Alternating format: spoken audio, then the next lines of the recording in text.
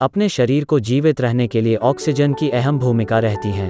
Oxygen जो पर्यावरण में अवेलेबल हैं वो श्वास के जरिए हमारी फेफड़ों में एंटर होती हैं और फेफड़े ऑक्सीजन को हमारे ब्लड में मिक्स करते हैं, फिर ब्लड सर्कुलेशन के जरिए हर एक अंग में पहुंचती हैं।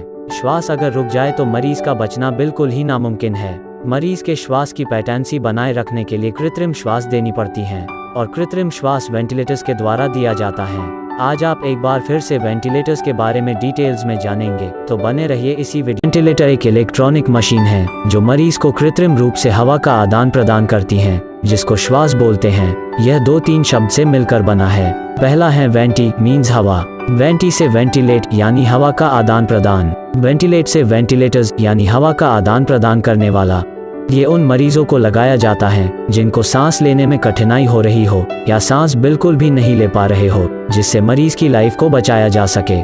मरीज को वेंटिलेट करने के लिए वेंटिलेटर में अलग अलग मोड होते हैं जो मरीज की कंडीशन के अकॉर्डिंग सेट कर दिया जाता है और फिर मशीन मरीज को वेंटिलेट करती रहती है।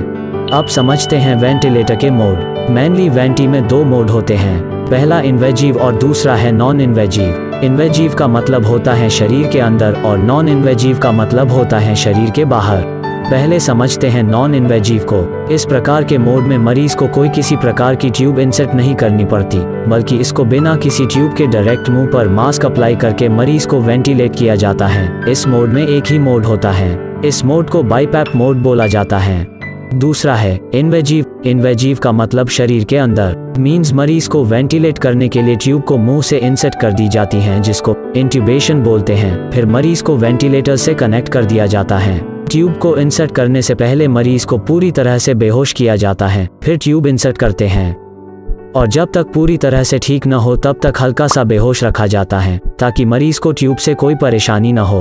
मरीज ठीक होने के बाद ट्यूब को निकाल दिया जाता है, जिसको एक्सट्यूबेशन बोलते हैं, और ट्यूब को बाहर निकालते समय मरीज पूरी तरह से होश में होना चाहिए। अगर मुंह में लगी ट्यूब को ज्यादा दिन हो गए या फिर डॉक्टर साहब को लगता है कि मरीज को ज्यादा वेंटिलेटर्स की रिक्वायर्ड रहेगी, तो मुंह में लगी ट्यूब को हटा के गले में लगा दी जाती है, जिसको ट्रैकियोस्टमी बोलते हैं, ताकि मरीज को कोई परेशानी न हो और मरीज को वेंटिलेट के दौरान बेहोश भी न रखना पड़े।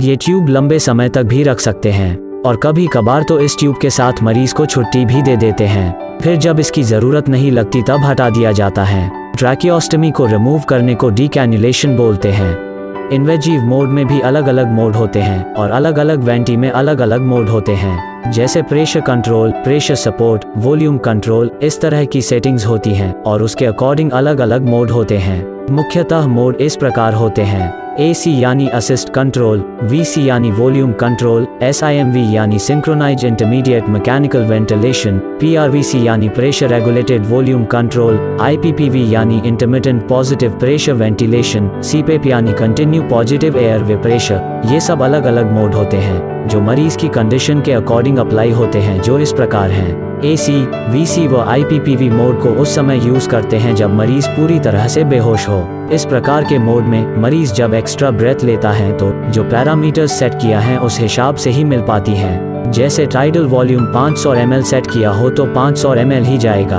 और SIMV और PRVC मोड तो तब यूज किया जाता है तब मरीज बेहोशी से होश में आ रहा हो। मोस्टली इन मोड का यूज ऑपरेशन के बाद होश आने पर किया जाता है। और लास्ट में CPAP, ये मोड उस समय यूज में लिया जाता है तब मरीज की लगी हुई ट्यूब को रिमूव करने का प्लान हो, तब इस मोड का यूज किया जाता है। इस मोड में सांस मरीज की खुद की होती है और वेंटी सिर्फ सपोर्ट करता है। इसमें यही देखा जाता है कि ट्यूब को रिमूव करने के बाद मरीज सांस ले पाएगा या नहीं। 3-4 घंटे तक इस मोड में रखने के बाद मरीज को लगी हुई ट्यूब के साथ 2-3 घंटे ऑक्सीजन सपोर्ट पर रखते हैं। अगर सब कुछ ठीक रहता है तो फिर ट्यूब को रिमूव कर देते हैं।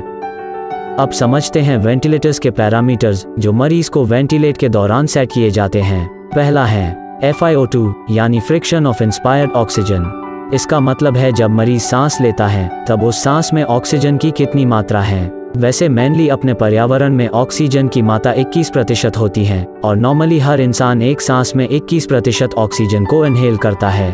दूसरा है PEEP यानी पॉजिटिव एंड एक्सपायरिटी प्रेशर। इसका मतलब है सांस को छोड़ने के बाद फेफड़ों में पॉजिटिव प्रेशर, यानी जब मरीज सांस को छोड़ता है तब मरीज के फेफड़ों में कितनी एयर रहनी चाहिए।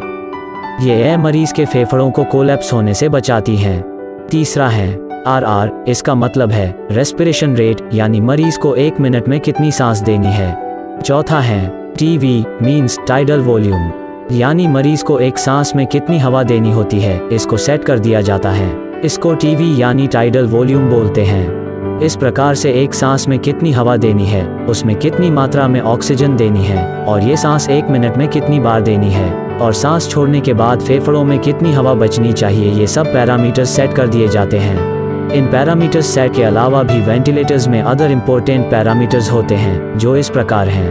पहला है MV मीन्स मिनट वॉल्यूम, यानी 1 मिनट में मरीज ने टोटल कितनी एयर इनहेल की है। इसको कैलकुलेट करने के लिए रेस्पिरेशन रेट को टाइडल वॉल्यूम से मल्टीप्लाई करते हैं, तो 1 मिनट में टोटल कितनी एयर इनहेल की ये पता चल जाता है। दूसरा है TVI मीन्स कितने ml एयर सांस के दौरान इनहेल की। तीसरा है TVE मीन्स कितने ml एयर सांस के दौरान छोड़ी है। चौथी है PIP। ये पैरामीटर्स बहुत ही इंपॉर्टेंट हैं, क्योंकि इस पैरामीटर्स से ही पता चलता है मरीज की ट्यूब में कोई ब्लॉकेज या लीकेज तो नहीं है। अगर ब्लॉकेज हैं तो ये प्रेशर हाई दिखाई देगी, अगर ये प्रेशर लो हैं तो इसका मतलब कहीं लीकेज है। इस प्रकार से अपन ने वेंटिलेटर्स क्या होता है, इसके कितने मोड होते हैं, इसके क्या क्या पैरामीटर्स होते हैं, ये सब इस वीडियो में जाना है। इस प्रकार के इन्फॉर्मेटिव वीडियो जल्द ही अपलोड होगा। तब तक इस चैनल में और भी कई इन्फॉर्मेटिव वीडियो पड़े हैं, वो देख सकते हो। और इस वीडियो को अंत तक देखने और इस चैनल को सब्सक्राइब करने के लिए आपका धन्यवाद।